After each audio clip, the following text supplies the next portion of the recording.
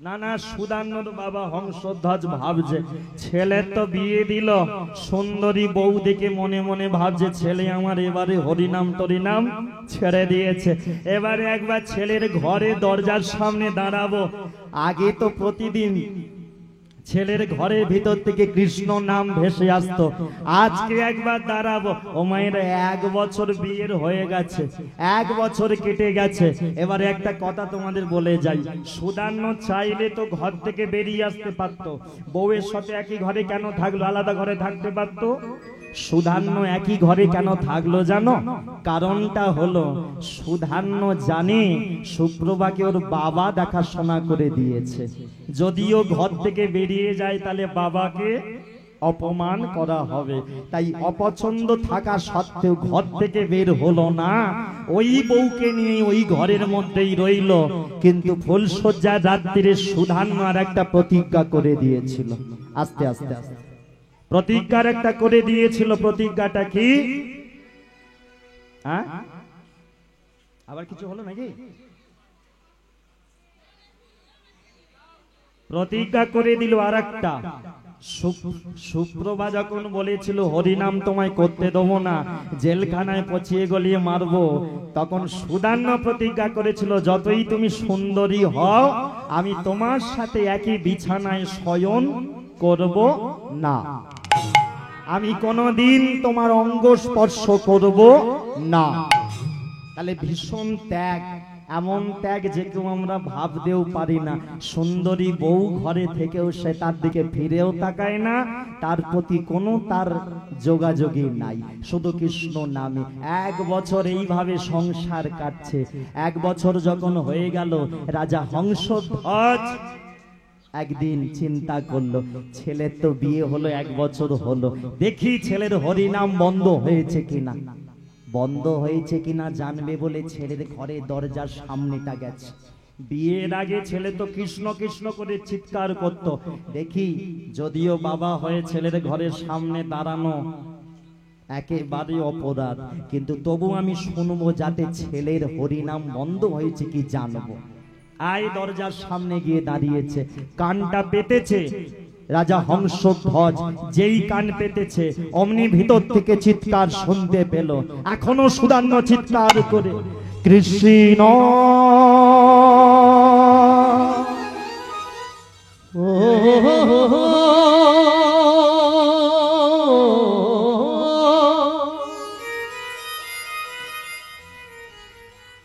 ও হে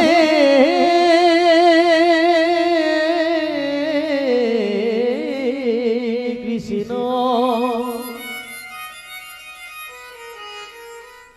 হে কৃষ্ণ, হে কৃষ্ণ।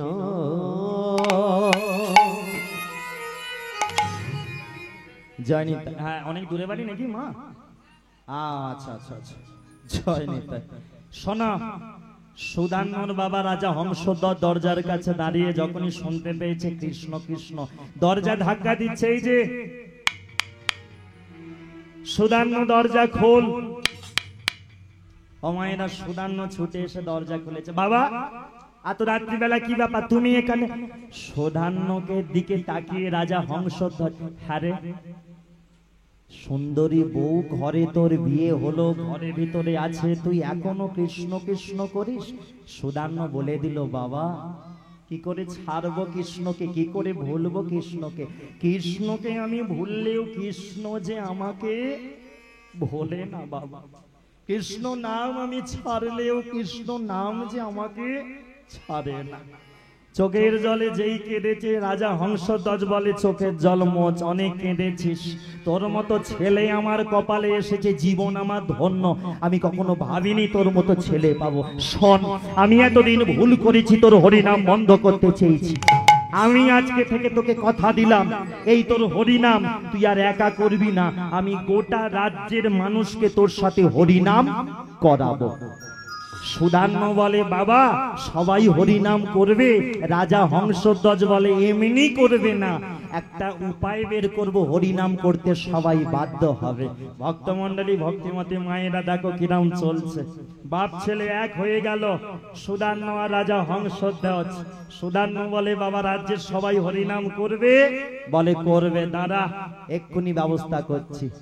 রাজা হংসধ্বজ একেবারে ঢাক পিটিয়ে প্রচার করে, ঢাকটা পিটিয়ে ভালো করে, ঢাক পিটিয়ে, ঢাকটা পেটা, হ্যাঁ বলে দে, বল শোনো শোনো শোনো, কাল থেকে সবাইকে বলবো, সবার দিকে তাকিয়ে, কাল থেকে ভোরবেলা 3টের সময় উঠবে। 3টের সময় উঠে জোরে বল, আগে শুনতে পাচ্ছ? হ্যাঁ এবার ঠিক হয়েছে। 3টের সময় উঠে 2 ঘন্টার মধ্যে বাড়ির কাজ করবে। 5টার মধ্যে রাজপ্রাসাদে আসবে। আর রাজপ্রাসাদে এসে 5টা থেকে 7টা 2 ঘন্টা হরিনাম করবে আমার ছেলের সাথে।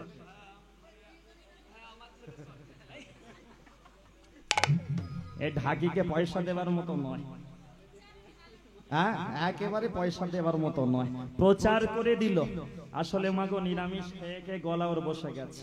ও হরিনামের সিজনে বাড়িতে আসে, বাকি সময় ইস্কনেই কাটিয়ে দেয়। এই যখনই দেখেছে জয় পতাকা স্বামী মহারাজের ছবি, যখনই প্রভুপাদের ছবি দেখেছে, এখানে বসে বসে আহা কাকে দেখলাম, যায়নি তাই। ও মায়েরা, প্রচার করে দিল গোটা রাজ্যে। ভোর 3টের সময় উঠবে। 3টে থেকে উঠে 5টার মধ্যে বাড়ির কাজ সেরে 5টার মধ্যে রাজপ্রাসাদে যাবে। 5টা থেকে 7টা 2 ঘন্টা হরিনাম করবে। তারপরে যে যার বাড়ি আসবে। এই প্রচার করে দিল। রাজা হংসধ্বজের প্রচার। সুদান্য বলে, বাবা সবাই শুনবে। রাজা হংসধ্বজ বলে, না সবাই হয়তো শুনবে না, আর একটা প্রচার করে দেবো। বলে, আর একটা প্রচার কি?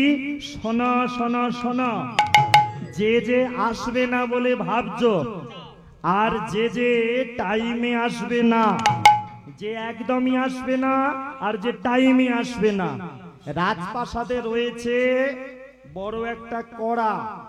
যে বেটাইমে আসবে আর যে আসবে না তাদেরকে ধরে আনা হবে। গরম কড়া আগুনের উপর বসানো হবে, তলায় আগুন জ্বালানো হবে, আগুন জ্বলবে, কড়ায় তেল ঢালা হবে, তেল টকবক করে ফুটবে।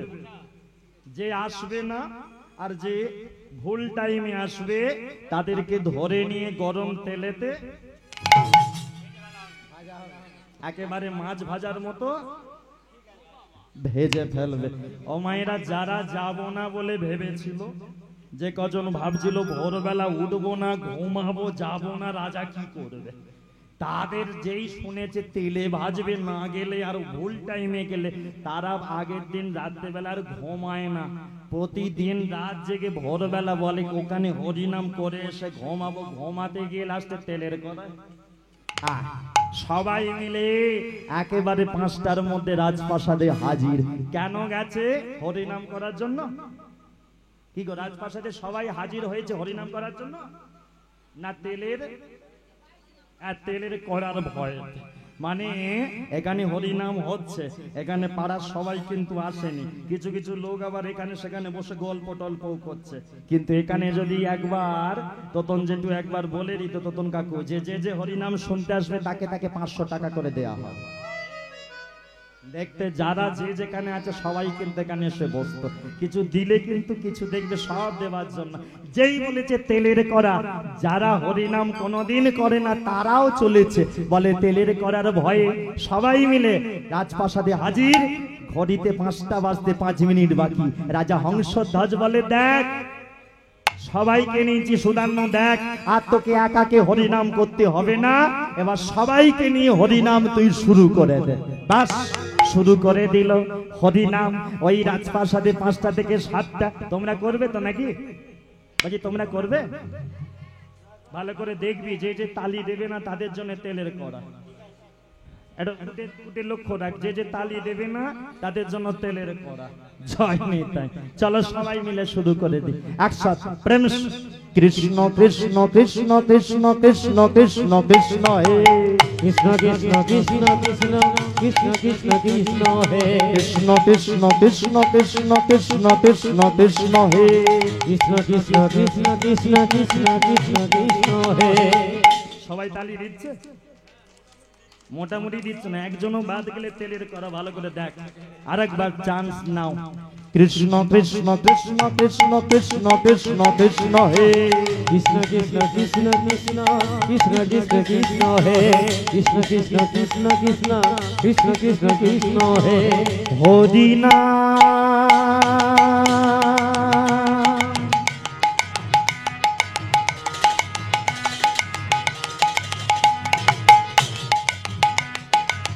কৃষ্ণ নাম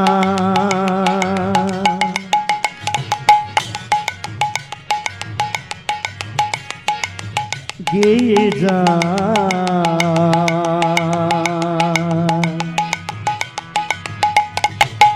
অবিরাম।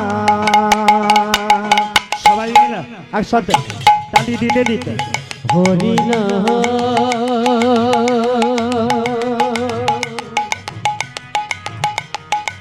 কৃষ্ণ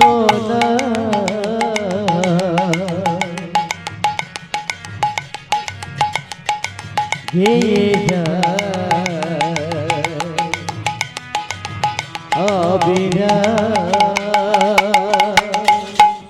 ও মায়েরা, সবাই হরি নাম করছে, সবার মাঝখান থেকে একজন হাত তুলেছে।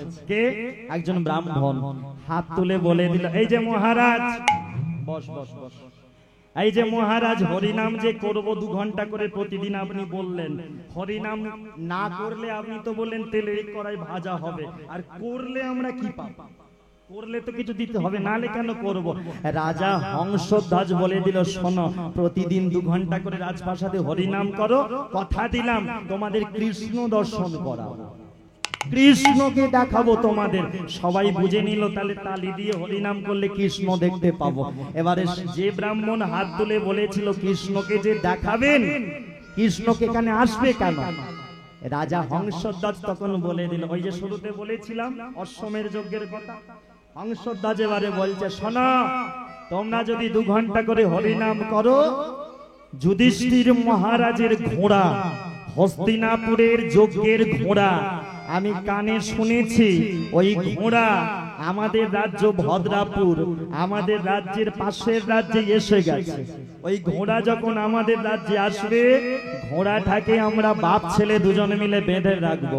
আর ঘোড়া বাঁধা মানে ঘোড়া ছাড়াতে আসবে তৃতীয় পাণ্ডব, কে গো? অর্জুন। আর অর্জুন আসা মানে অর্জুনের রথের সারথীকে। তাহলে কৃষ্ণকে দেখা হয়ে যাবে, অর্জুন আমাদের তীর মারবে, আমরা সবাই মরে যাব, কিন্তু কৃষ্ণকে দেখে মরব। ও মায়েরা, যারা হরি নাম করতে এসেছিল তারা মনে মনে তা একদম ফুসফুস করে পাশাপাশি গল্প করতে দেখলে, রাজা বাপ বেটার কিরাম ছলো না, প্রথমে বলল 2 ঘন্টা করে হরি নাম করলে কৃষ্ণ দেখবে, এখন আবার বলছে কৃষ্ণকে দেখতেও পাবো, অর্জুনের হাতে আবার তীর মেরে। মানে বাপ বেটার প্ল্যানটা দেখলে রাজা রাজকুমার হরিনামও করাবে, আবার আমাদের আবার মারবে, আমাদের মৃত্যুও দেবে। 2-1 চিন্তা করলো, কি সর্বনেশে কাণ্ড রে বাবা। বলে যাই হোক, কপালে একদিন না একদিন মরতে হবে, তবু হরিনাম করে মরবো। নাম করে নাও, তবু তো ভগবানকে দেখতে পাবো। ও মাম্পির মা, তালি দিয়ে নাও হরিনাম, তবু ভগবানকে দেখা যাবে, মরতে তো একদিন হবে। সবাই শুরু করে দিল একসাথে, প্রেম হরিনাম কৃষ্ণ নাম গেয়ে যা অবিরাম। হরিনাম একবার হলুদ হরি দিয়ে নিতাই গৌর হরি হরি। অবিরাম হরিনাম কৃষ্ণ নাম গেয়ে যায় অবিরাম। কৃষ্ণ নামে সূর্য সম মায়া গভীর অন্ধকার, যাহা কৃষ্ণ তাহা নাই মায়ার অধিকার। কৃষ্ণ নামে সূর্য সম মায়ার অন্ধকার, যাহা কৃষ্ণ তাহা নাই মায়ার অধিকার। কৃষ্ণ নামে সূর্য সম মায়া গভীর অন্ধকার, যাহা কৃষ্ণ তাহা নাই মায়ার অধিকার। কৃষ্ণ নামে সূর্য সম মায়ার গভীর অন্ধকার, যাহা কৃষ্ণ তাহা নাই মায়ার অধিকার। হরি নাম কৃষ্ণ না গে যা অবিরাম। হরি নাম কৃষ্ণ নাম গেয়ে যাই অবিরাম। হরি ধ্বনি দিয়ে সবাই গেয়ে যাই অবিরাম, গেয়ে যাই অবিরাম। হ্যাঁ বলো রাধা মাধবী কি। না না এটা জোরে দাও, এটা সুখবর আছে তোমাদের, জোরে বলো রাধা মাধবী কি। আর রাধা মাধবী কি, রাধা মাধবী কি। খবরটা বলে দি, তোমরা যে 2 ঘন্টা করে প্রতিদিন হরি নাম করছো, ঘোড়াটা এসে গেছে। ঘোড়াটা আমরা বাপ ছেলে ধরে ফেলেছি, শুনতে পেয়েছ? ঘোড়া বাঁধা আছে। এবারে চিন্তা নেই, শোনো, আজকে ঘোড়া বাঁধা হয়েছে মানে কালকে অর্জুন আসবে, খবর চলে এসেছে। আর অর্জুন আসা মানে তোমরা জানবে অর্জুনের রথের সারথি কৃষ্ণ, তাহলে কৃষ্ণ আসবে। আর যেটা তোমাদের বলবার কথা একটু বলে রাখি, কালকে না তোমরা সারা রাত আর ঘুমানোর দরকার নেই। এই 5টা থেকে 7টা যেমন হরিনাম হয়, কালকে তো অর্জুন আসবে, যুদ্ধ করতে হবে। কালকে মেয়েরাও আসবে, ছেলেরাও আসবে। হরিনাম হয়ে গেলে মেয়েরা ঘরে যাবে, ছেলেরা কিন্তু ঘরে যাবে না। ছেলেরা যুদ্ধ করতে যাবে অর্জুনের সাথে, ঠিক আছে? অর্জুনের হাতে মরবো, কৃষ্ণকে দেখে মরবো। হয়ে গেল। সারা রাত পাড়ার বউরা, পাড়ার কাকিমারা সব মাগো এখানে আমার দিকে ভালো করে সবাই মিলে কান্নাকাটি শুরু করে দিল। 2-1 জন খুব কাঁদছে। ওদিকে মাম্পির বাবা মা কি কান্না কাঁদছে জানো? মাম্পির বাবা বলে, হ্যাঁ গো কি কষ্ট, এতদিন হরিনাম করলাম, ভাবলাম সুখে সংসার করব, রাজার এমন ছলনা, আমাদের মারবে, আমাকে মরতে হবে। ভেবেছিলাম একটা মাম্পি আছে, ভেবেছিলাম আর একটা মাম্পা হবে। এখন মাম্পির মা বলে, তুমি দেরি করছো কেন, তুমি তাড়াতাড়ি তাড়াতাড়ি তুমি যাও। ও মায়েরা, মাম্পির বাবা বলে, তুমি কি চাইছো আমি তাড়াতাড়ি মরে যাই?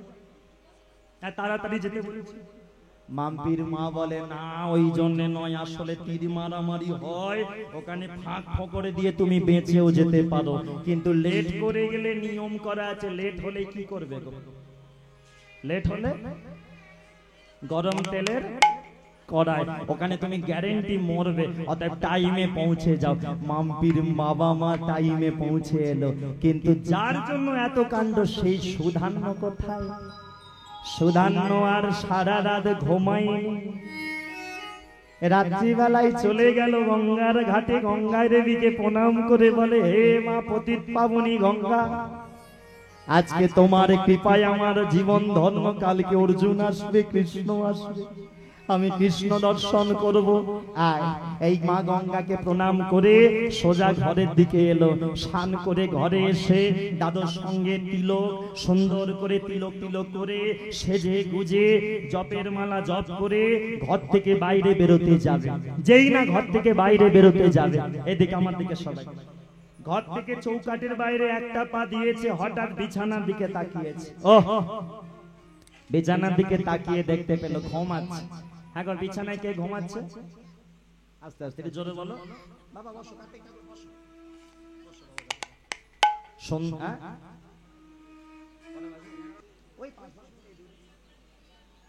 জয় নিতাই, হরে কৃষ্ণ। সবাই মিলে যখন চলে যাচ্ছে যুদ্ধ করতে, হরিনাম করবার জন্য, যুদ্ধের আগে ও মায়েরা, যাই হোক লীলাটা এখন অনেকটা বাকি আছে, একটু ছোট করে আমরা শুনে নাই, জেনে যাই।